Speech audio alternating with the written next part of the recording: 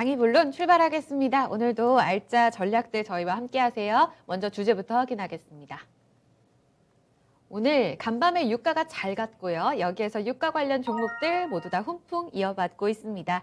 오펙 회의 관련해서 지금 다시 한번 좀 연장된 분위기죠. 고유가에 대한 기대감을 과연 높여도 될까? 하반기로 넘어가는 그 시점에 원자재 시장의 중심에 있는 유가 관련된 이야기 나눠보겠습니다. 자, 오늘은 불금엔 또 이 교수님과 함께하죠. 토마토 투자클럽 최태규 전문가 모셨습니다.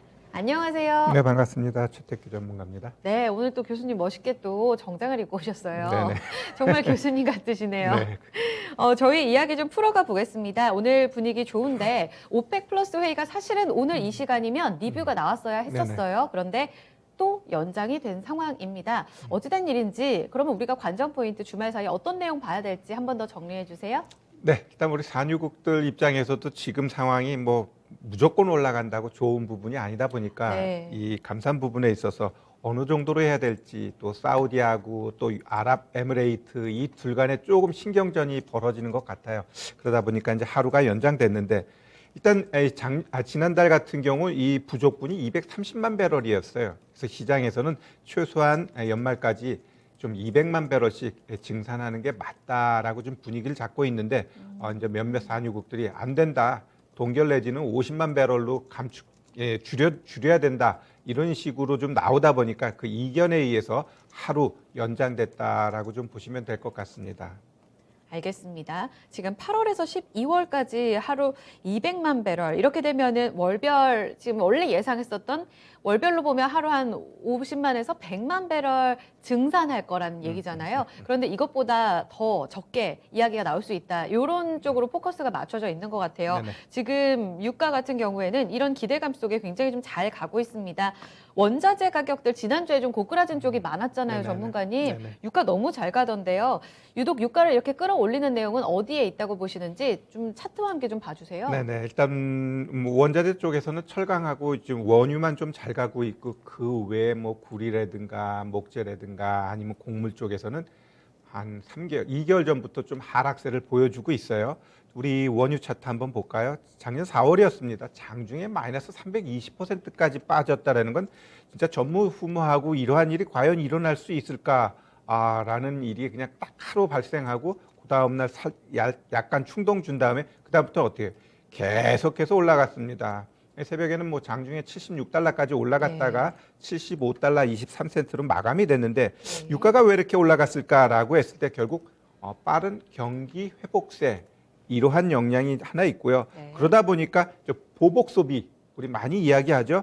그거로 인한 수요 증가, 그다음에 좀 변이 바이러스 이러한 우려감은 있지만 결국 백신 확대로 인해 가지고 유류와 관련된 업황들이 좀 계속해서 좋아지고 있다. 예를 들면 여행, 항공, 크루즈 아니면 또 물동량이 늘어나면서 선박 회전수가 늘어난다라는 것, 이러한 것 자체가 결국은 유류 소비가 늘어날 수 있다라는 것, 이게 결국 유가 상승에 어느 정도 트리거가 된다라고 보시면 될 것 같고요.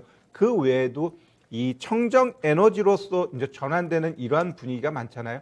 이 바이든 정부 같은 경우도 알래스카 쪽 원유 시출을 중단시키고 또 석유 개발을 축소하다 보니까 네. 굴지의 그 원유 기업들, 엑슨모빌, 쉐브론 이런 기업들이 석유 쪽으로의 투자가 위축되고 줄어들고 이러한 부분도 한 몫을 하고요. 네. 특히 아까 봤듯이 마이너스 320%까지 빠지는 그러한 상황 속에서 결국 쉐일 업체들의 파산들이 많이 일어났거든요. 그러다 보니까 이러한 것들이 복합적으로 나타나면서 유가 상승을 일정 부분 올리고 있다. 이렇게 좀 보셔야 될 것 같습니다. 글로벌 IB들이 지금 연초부터 유가에 대한 전망을 굉장히 긍정적으로 내놨습니다. 사실 70달러 이야기가 나왔을 연초만 하더라도 아유 어떻게 거기까지 가겠어 라고 생각하셨던 투자자분들 많으실 텐데 이미 지금 75달러까지 도달이 됐고 2018년 10월 이후로 처음 이렇게 가격대를 형성하고 있습니다. 머지않아 100달러 이야기까지 나오고 있던데 이런 수요에 기반한 낙관론 좀 해석을 좀 도와주세요. 글로벌 IB들의 의견 어느 정도 공감을 하세요? 네, 일단 이 코로나로 인해서 경기가 이렇게 빨리 회복될 줄은 시장 참여자들이 잘 몰랐던 것 같아요.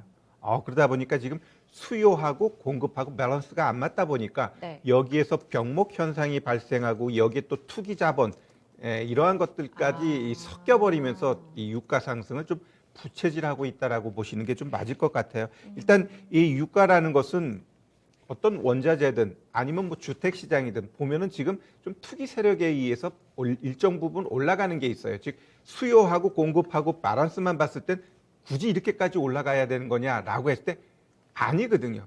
뭐 우리 주택 시장도 뭐 경험하지 못한 상승이다. 뭐 미국도 그렇고 대부분의 주택 시장이 그럼 왜 이렇게 올라갈까? 백약이 무효할 정도로 지금은 돈에 의해서 시장에 워낙 많은 돈들이 풀려나 있다 보니까 그거에 의해서 올라가는 게 가장 크다라고 봐요. 그렇기 때문에 좀 시장이 유동성이 줄어들고 금리 인상하고 그러면 이렇게 상승했던 부분은 일정 부분 되돌림이 나올 수 있다라고 좀 보셔야 될 것 같고요. 이 유가 같은 경우도 지금 제가 봤을 때는 한 70달러 후반까지는 오히려 경기가 좋아지는 거에 맞춰서 유가가 자연스럽게 올라온 가격대로 저도 보고는 있어요. 근데 80달러가 넘어가게 되면 이게 이제 역효과가 발생되면서 오히려 시장에 불안 요인으로 우리가 작용할 수 있다라고 좀 보셔야 될 것 같고요. 우리 과거에 그런 얘기 많이 들었어요. 저유가, 저금리, 그다음에 약달러 이게 결국 증시에 굉장히 뭐랄까 긍정적인 요인이었다고 한다면 네. 이제 향후는 어떻게 될까요? 반대 고금리, 요인. 그죠? 그다음에 고유가. 고유가, 그다음에 강달러 이러한 것들이 딱딱딱 맞아떨어지게 되면은 주식 시장에는 그닥 뭐랄까 긍정보다는 부정적 요인으로 그렇죠. 작용하면서 계속 하방 쪽으로 밀어버릴 가능성이 있으니까 우리가 이제 고유가, 고금리, 이 강달러 이 부분에 있어서도 우리가 잘 짚어봐야 될 것 같습니다. 지금 달러 같은 경우도 계속해서 인덱스가 올라가고 있다라는 것은 우리가 유심히 봐야 됩니다. 네. 간밤에도 달러 강세 소폭 더 진행되는 모습이었습니다. 이런 낙관론이 나오고 또 투기 세력 참여 시엔 100달러까지도 글쎄 도달이 가능해 보이지만 일단 기준선 80달러로 말씀을 해주셨기 때문에 그 이후에 어떤 시장 대비도 필요하다는 점 전해드려요. 그러면 하반기에 유가 전망에 있어서 지금보다 살짝 더 올라갈 가능성을 좀 더 여지를 주셨잖아요. 하지만 변동성도 좀 같이 점검해 봐야 되지 않을까요? 하반기 유가 시장에 있어서 가장 중요한 변수들 무엇인지 전망과 함께 좀 더 알려주세요. 네, 일단은 크게 이제 두 개 국가를 봐야 된다. 첫 번째 이제 이란이죠. 이란이 지금 저는 공동 핵 합의 복귀 이러한 부분에 있어서 미국하고 네. 얼마나 유연하게 대화하느냐. 삐끄덕하게 되면은 유가 상승하는데 부채질이 될 것이고 합의가 잘 되게 되면 유가 상승에 어느 정도 좀 제한할 수 있는 요인이 될 수 있다라는 것 하나 봐야 될 것 같고요. 그다음에 이 중국 같은 경우도 지금 이 금리 인상, 물가가 올라가고 이러한 부분에 대해서 굉장히 경계하고 있어요. 그러다 보니까 인프라라든가 부동산 쪽 투자가 계속 줄어들고 있고 네. 그다음에 원자재 가격 상승에 대해서 부담을 느끼니까 이 비축되어 있던 거 풀어 헤치겠다. 그러면서 지금 원자재 가격 하락의 1등 공신이 이 중국이었거든요. 그렇다면 결국 이 하반기 금리 인상 이 부분에 대한 대응의 목적으로 지금 중국이 계속해서 이렇게 줄여나가는 이러한 부분 가장 소비를 많이 하는 중국이 네. 줄여버리면 어떻게 돼요? 영향을 결국은 주고. 가격 상승하는데 제한 요인이 될 수 있겠죠. 예. 그래서 우리가 이란하고 중국의 흐름을 좀 봐야 될 것 같고요.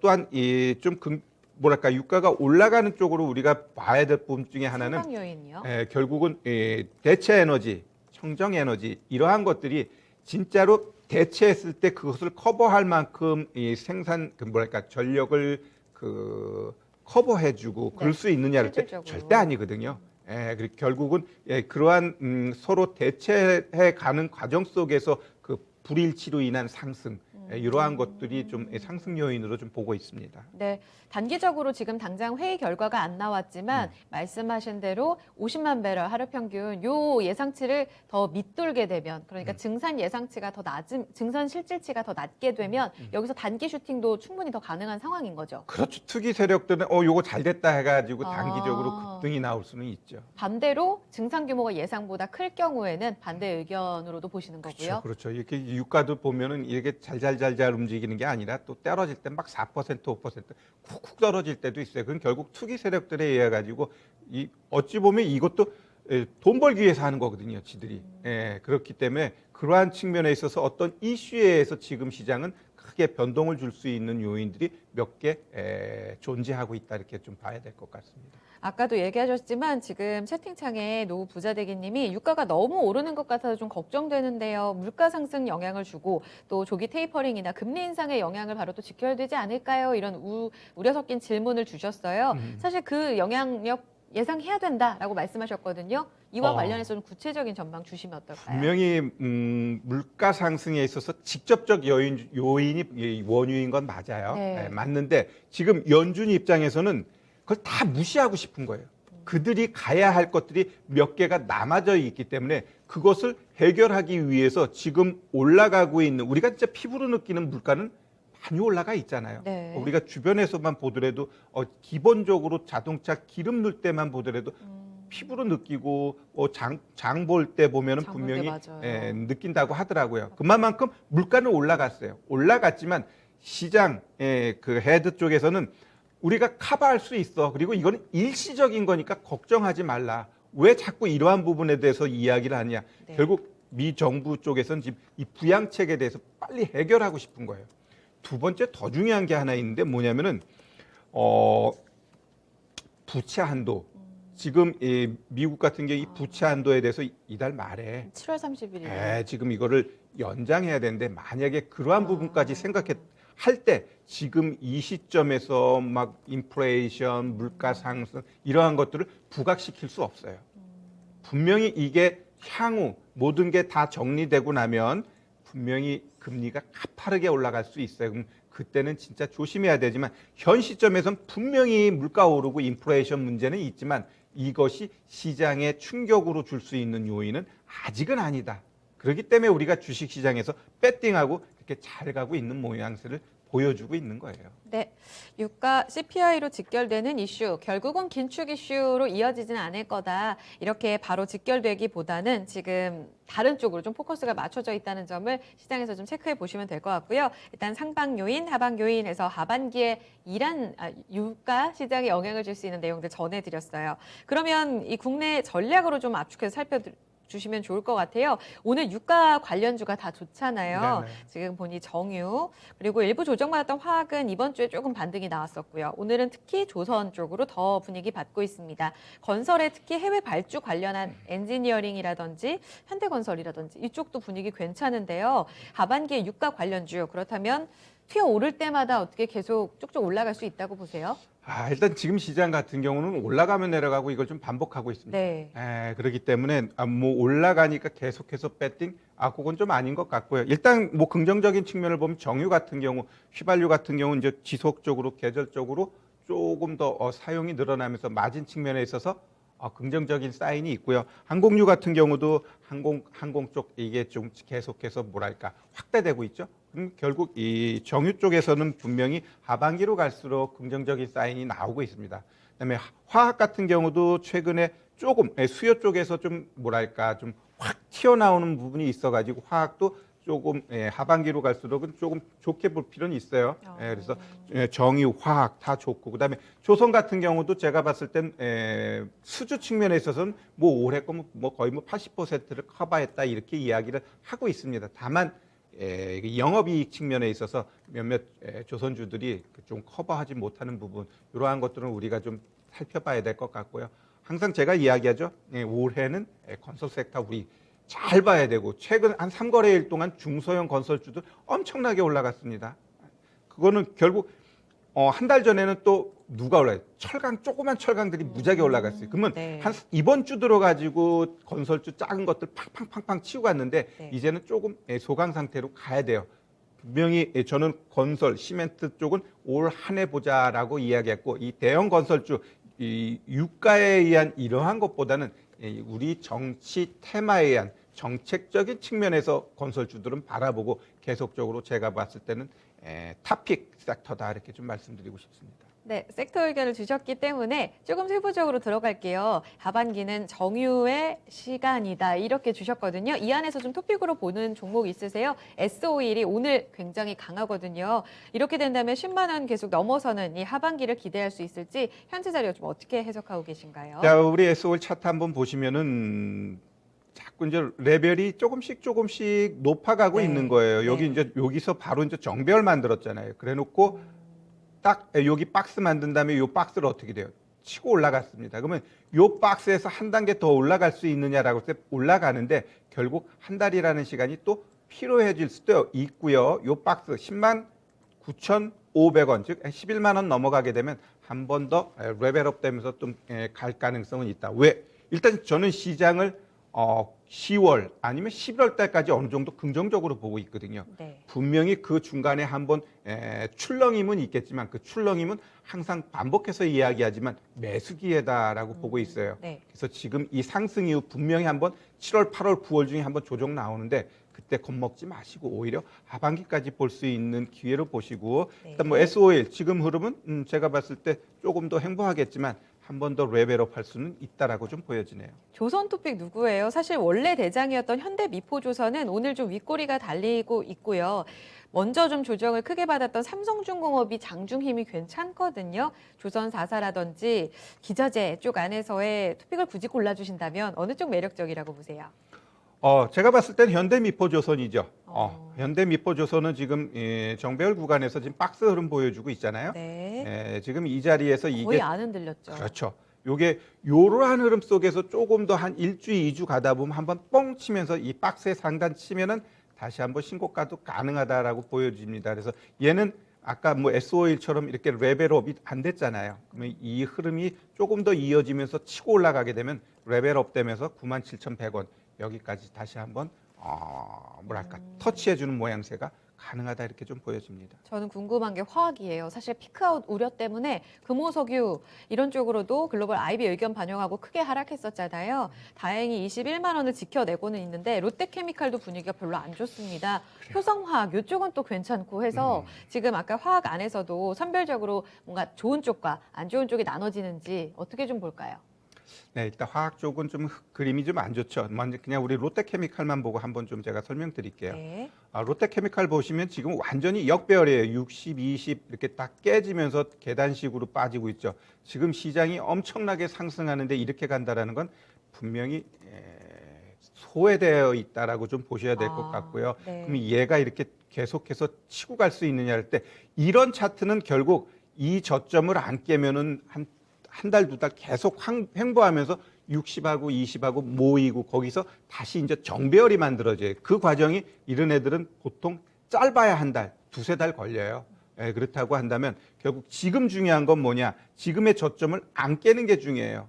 안 깨고 좀 박스 가면서 좀 좀 힘을 내 가지고 한 28만 원까지 한번 올라가는 모양새가 나타나 주었을 때 그러면은 뭐랄까 다시 추스려지면서 모든 종목이 역배열 만들면 정배열 되는 거거든요. 네. 정배열이 또 역배열돼요. 그래서 이런 롯데케미칼 같은 경우 갖고 계신 분이라면 네. 조금 시간적 투자를 하자. 그러면은 뭐 제가 봤을 때는 다시 한번 30만 원 만드는 시간도 좀 올 거라고 좀 보고 있습니다. 마지막으로 건설 여쭤볼게요. 이 메가 트렌드 이야기를 워낙 연초부터 강조해 주셨는데 사실 내부 정책 모멘텀에 더 탄력적일 거다라는 데 포커스를 주셨잖아요. 그러면 오늘 뭐 현대건설 이렇게 해외 수주에 영향 있는 삼성 엔지니어링 이쪽보다는 확실히 내부 쪽으로 모멘텀 안고 있는 쪽이 더 계속 강할 거라고 보신다면 토픽이 다른 쪽에 있다고 보세요? DLENC나? 일단 제가 봤을 때는 어떤 종목이든지 뭐 네. 현대건설을 갖고 있든 뭐 DL을 갖고 있든 GS를 갖고 있든 그냥 다 좋아요. 지금 봤을 땐 내가 봤을 때 현대건설 차트가 제일 좋고 지금 6만 500원 딱 만들었고 네. 고점 만들었죠. 그러면 얘도 이제 조정 들어와야죠. 그러니까 이렇게 신고가 만들었을 때 여기 고점 만들고 조정 주고 또 여기 고점 만들고 또 조정 주고 또 고점 만들었잖아요. 그러면 여기서 고점을 보지 말고 오히려 또 눌림 21 이평선 이런 자리에서 이런 종목을 사는 거예요. 지금 시장에서 물려도 사야 될 종목은 건설 섹터라고 보고 있어요. 네. 그래서 다른 뭐 IT 뭐 이런 쪽은 기술적 반등 나오면 계단식으로 더 떨어질 네. 확률이 있지만 올 한 해 우리가 물려도 사야 될 종목은 건설이다. 샀는데 뭐 5% 밀렸어요. 그 처음부터 그러면 그걸 20% 사는 게 아니라 살 때 한 10% 사요. 네, 샀는데 매수. 물려. 추매 가능한 섹터가 좀 예. 건설이다 이렇게 좀 보고 있습니다. 알겠습니다. 각 섹터별로 유가에 오늘 반응하는 종목들 어떻게 시선을 좀 나눠야 될지에 대해서 구체적으로 좀 전망 드렸으니까요. 참고해 보시면 좋을 것 같습니다. 하반기 유가 조금은 속도 조절이 들어가면서도 우상향 열려있기 때문에 관련주들 잘 체크해 주세요. 첫 번째 주제 마무리하겠습니다. 다음 주제 넘어가 볼게요. 네, 이 시점에서 다음 주를 미리 준비하는 많은 투자자분들 포트폴리오 전략을 어떻게 가져가야 할까? 사실 지금같이 레벨대가 다 같이 올라와 있을 때에는 포트, 자산 배분이 더 어렵다라고 느끼시는 분들 정말 많으실 겁니다. 연속성도 떨어지고 주도주도 없고 그래서 다음 주 대비 저희 같이 해드릴게요. 주간 증시 전망에 있어서 일단 이번 주를 복귀 안 할 수가 없습니다. 지금 금요일 이 시점에서 보니까 이미 이제 주봉이 어느 정도 윤곽이 드러나네요. 코스피는 0.7% 가량 주간 하락 기록할 것 같고요. 코스닥은 2.5%. 이번 한 주는 코스닥 쪽의 퍼포먼스가 주간 흐름으로는 좋을 것 같습니다. 둘 다 역소적 신고가긴 하잖아요. 한 주 어떻게 복귀하세요? 그죠. 먼저 이제 거래소가 신고가 치고 이제 코스닥에 신고가 친다라고 했는데 7월 1일 날 결국 땅 치고 추가적인 상승이 나왔습니다. 네. 제가 이제 이런 얘기를 좀 많이 해드려요. 2021년 들어가지고 많은 분들한테 내가 이야기하는 게 올해는 남들처럼 해서는 돈 못 번다. 이게 무슨 말이냐면 네. 보통 시장이 좋을 때 할 때는 그냥 남들처럼만 해도 돈 벌어요.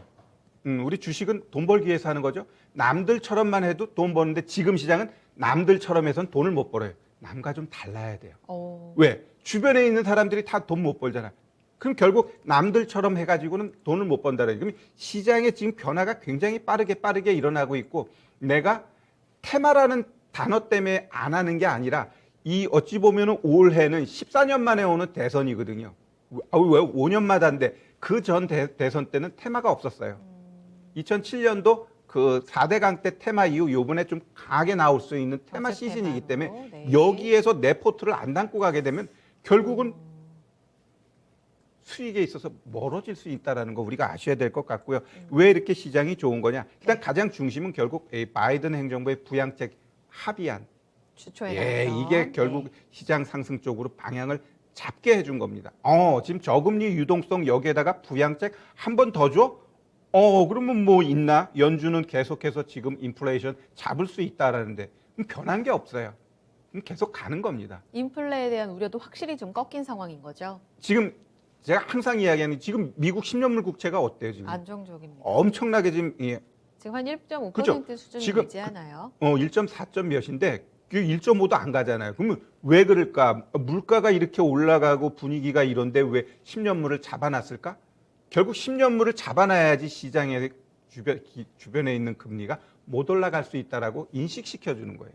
그래야지 부양책도 만들고 그다음에 이 7월 말에 있는 이 연장안도 해결할 수 있고 많은 지금 그 문제가 될 수 있는 것들이 있단 말이에요. 그걸 해결하는데 가장 중심은 일단 금리거든요. 그래서 10년물 국채가 못 올라가는 거예요. 여기에 우리가 포커싱하고 얘가 안 가는 이상 시장은 살아있다라고 보셔야 돼요. 그러면 지금 우리 시장이 양대 시장 다 신고가 만들었어요. 이제 남은 게 뭐냐? 다우예요. 그럼 다우 신고가 만들면 이제 우리도 신고가 다 만들었고 미국도 이 3대 지수 다 신고가 만들어버리면 그 다음 그런데도 시장 계속 가. 그럼 결국 이제는 7월에 나올지 8월에 나올지 모르지만 그 테이퍼링의 확정 거기서부터 이제 하락이 우리가 일정 부분 유념해야 돼요. 그래서 그때는 일정 부분 현금 만들어 놓고 가야 됩니다. 네. 답을 이미 약간 힌트식으로 주셨어요, 전문가님. 다우 일단 보자. 저희 계속해서 나스닥의 신고가 돌파 혹은 그 다음에 이제 바톤 이어받는 다우의 신고가 돌파 이렇게 좀 변수로 삼을 수 있는 포인트들을 짚어드리고 있죠. 34,600선이 간밤 다우의 마감 종가였습니다. 그리고 직고점은 5월의 고점 35,091포인트 얼마 남지 않은 구간에서 계속적으로 다음 주에 지켜봐야 될 포인트고요. 그런 구간에서 지금 코스피와 코스닥 다시금 오늘 금요일장 분위기에서는 대형주가 좀 더 나은 분위기를 보여주면서 주초와는 또 다른 분위기로 이어졌잖아요. 다음 주 시장의 어떤 예상 밴드는 어느 정도로 보고 계신가요? 네, 일단 우리 거래소 같은 경우는요. 거래소 같은 경우는 조금 내려온다고 한다면 한 3,000, 요 밑에 게 이제 거래소인데요. 한 3,250, 3,250 정도 저는 크게 뭐 흘러내릴 것 같지는 않아요. 그래서 최근 요 박스의 상단 요 3,250에서 뭐 한 3,330 여기서 조금 졸졸졸졸 시장이 저는 하락 쪽으로 보고 있지 않기 때문에 일단 졸졸졸졸 갈 것 같고요. 그다음에 이제 코스닥 같은 경우는 1,020에서 1,050까지 조금 한 번 더 올라가고 내려오더라도 한 1,020 정도는 지켜줄 수 있는. 그러니까 다음 주 같은 경우 크게 변동을 주기보다는 그냥 좀 완만하게 좀 눈치 장세 쪽으로 갈 가능성은 있다고 봐요. 그런 식으로 가다가 한번 팡 치고 갈지 아니면 이 자리에서 그냥 횡보하다가 조정 줄지 그건 모르겠지만 여튼 지금의 흐름을 일정 부분 이어가는 장세가 이어질 것 같아요. 그러면 결국 횡보한다라는 건 거기서 또 종목별로 움직이면 또 빠르게 움직이겠죠. 그런 식으로 우리가 대응해야 될 것 같아요. 속도 조절에 들어가겠지만 이번 주에 연장선이다라고 말씀하셔서 지금 보니까 상단 자체도 조금 높게 주셨어요. 이번 주에 고점 돌파 가능성도 충분히 있다는 건데 이렇게 보시는 이유를 들어볼게요. 다음 주에 어떤 일정과 또 핵심 포인트들이 있을까요? 일단 뭐 우리 보시면 아시겠지만 이 시장의 주식 시장이란 투심에 의해서 하는 건데 이 투심 자체가 살아 있어요. 그리고 올라가고자 하는 주변 여건들이 다 긍정적인 요인만 있기 때문에 시장은 하락 쪽으로 봐서는 안 되고요. 또한 우리 개인 투자자들이 이 하락 쪽 배팅을 많이 한다고 하더라고요. 결국 개인 투자가 하방 배팅하면 시장은 절대로 하방 안 나와요. 그렇기 때문에 이러한 부분만 보더라도 일단은 시장에 대해서 우려스럽게 볼 필요는 없고요. 일단 다음 주 월요일 날 미국 같은 경우는 뭐 독립기념일에서 휴장이에요. 그렇게 되면 또 다음 주 월요일 같은 경우는 우리 힘에 의해서 움직일 때 거의 뭐 혼조세의 움직임이 나타나요. 그렇기 때문에 다음 주 같은 경우 제가 봤을 때는 뭐 크게 변동률만한 요인은 없다라고 좀 보고 있기 때문에 그러한 부분에 있어서 좀 대응하시면 될 것 같아요. 네. 그리고 사실 하방 요인은 아니더라도 상단을 제한시킬 수 있는 요인으로 최근 델타 변이 확산세를 주목하는 분들이 많으시더라고요. 지금 다음 주에 원래 이제 거리두기 개편안과 관련해서 좀 풀릴 것으로 예상이 됐었는데 이곳 연장된 상황이잖아요. 지금 보니 WHO에서도 확산세, 유럽에서 감소세가 줄었는데 이것이 멈췄다. 결국 다시 퍼질 가능성이 있다라는 경고성 멘트도 나왔고 도쿄올림픽도 여전히 델타 변이 바이러스 때문에 잡음이 많습니다. 다음 한 주도 이 변수 계속 체크해야 되지 않을까요? 네, 일단 그 코로나 바이러스 같은 경우는 어찌 보면 정치적으로도 이용하는 것 같아요. 주식 시장에서도 과연 이 코로나로 인해 가지고 과거에 작년 3월에 그렇게까지 떨어져야 했을까? 그럼 그 떨어진 다음에 코로나가 계속해서 확산세가 나는데도 주식시장은 어떻게 돼요? 엄청나게 올라갔거든요. 그러면 지금 미국 입장에서 지금 굉장히 중요한 요인이 제가 두 개 있다라 그랬어요. 하나는 이제 부양책이고 또 하나는 그 정부 부채 한도 증액 협상. 이게 이제 7월 말에 있는데 이러한 부분들을 해결하기 위해서 시장의 불안 요인을 자꾸 뭐랄까 만들지 않나.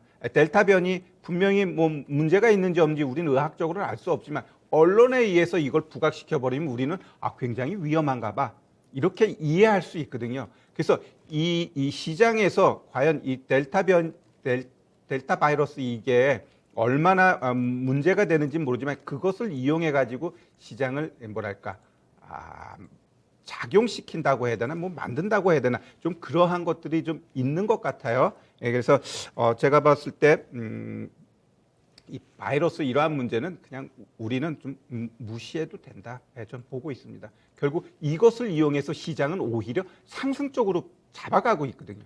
우리 작년에도 봐봐요. 코로나 계속해서 문제 부각시키지만 그것 때문에 우리 부양책 쓰는 거고 그것 때문에 우리 부채 늘리는 거니까 그래서 주식시장이 갔잖아요. 그럼 현 시점에서도 왜 굳이 또 델타라는 이 변이를 부각시키면서 갈까? 그럼 미국 입장에서 지금 두 가지 문제를 해결하기 위해서 그걸 부각시키고 그러면서 금리를 잡아놓고 이렇게 하면서 가는 게 아닌가 저는 보고 있습니다.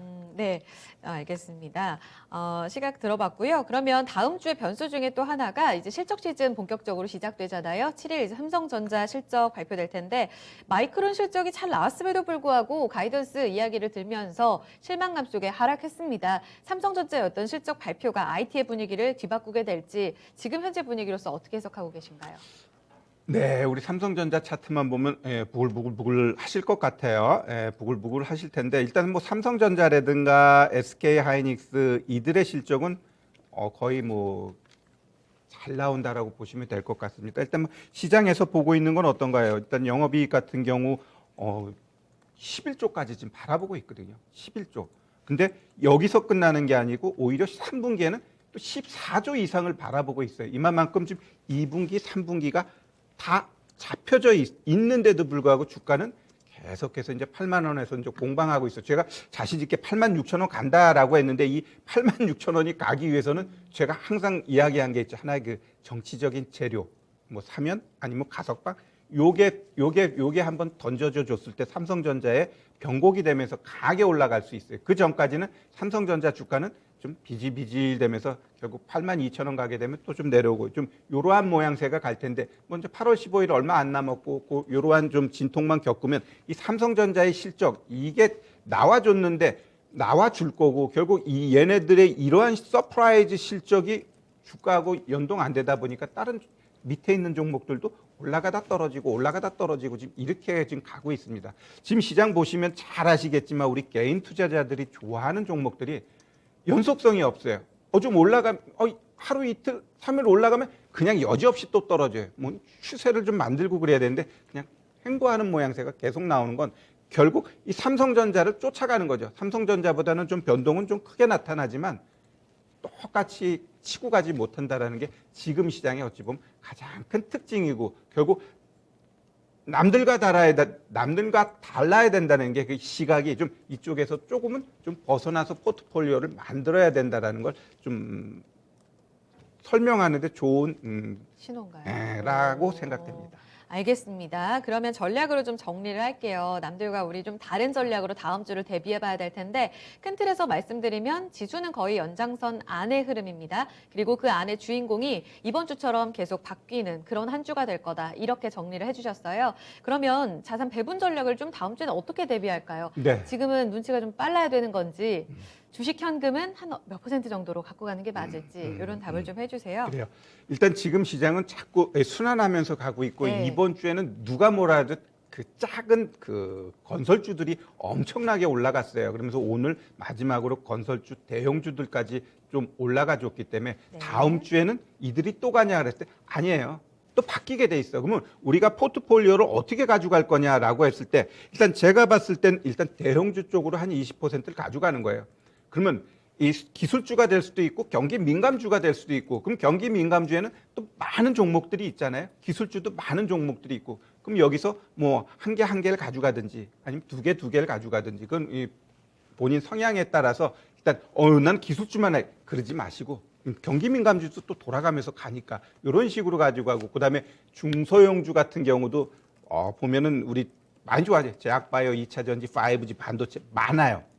많은데 요새 제약바이오 쪽 보면은 뭐 알테오젠 아니면 차바이오텍, 네이처스 이런 애들이 쾅쾅쾅쾅 치고 갔어요. 그러면은 이전처럼 델타가 나오지만 뭐랄까 그 진단 키트 아니면 코로나 관련된 이들 쪽보다도 이들과 관계없이 그동안 많이 눌러 있었던 제약바이오 섹터 종목들이 지금은 올라가니까 그들 쪽 포커스 보면서 2차 전지, 5G, 반도체 이들도 얼마든지 올라갈 수 있는 공간은 있으니까 이들도 쪽쪽쪽쪽쪽 담고 그리고 이 대선과 관련돼 가지고 많은 거 있지만 제가 항상 이야기하죠. 일단 시멘트 건설을 갖고 가자. 어떤 종목이든지 좋다. 그래서 이들 쪽 가져가면서 일단 지금은 현금이 뭐 한 10% 괜찮아요. 예. 하지만 이제 후반 갈수록 한 30%까지 한번 만들어서 조정 나올 때 한번 또 담을 수 있는 현금을 후반부터는 좀 늘려나가는 게 좀 좋을 것 같습니다. 네, 각 섹터별로 어떤 대응이 필요한지 저희 퍼센테이지와 함께 좀 팁을 드렸으니 다음 주에 좀 유연하게 대응해 보시면 좋을 것 같아요. 적절한 순환매에서의 또 싸움, 시장에서의 싸움은 다음 주에도 계속된다. 종목 안에서 꼭 답을 찾는 한 주 되시길 바랍니다. 전략은 여기까지 살펴드리겠습니다. 오늘 강의 함께해 주신 최태규 전문가 인사 나눌게요. 고맙습니다. 네. 네, 심화론 저희가 준비한 내용 여기까지입니다. 오늘도 투자 판단에 도움될 수 있는 내용들 함께했고요. 이 내용은 특정 종목의 상승 하락을 보장하지 않습니다.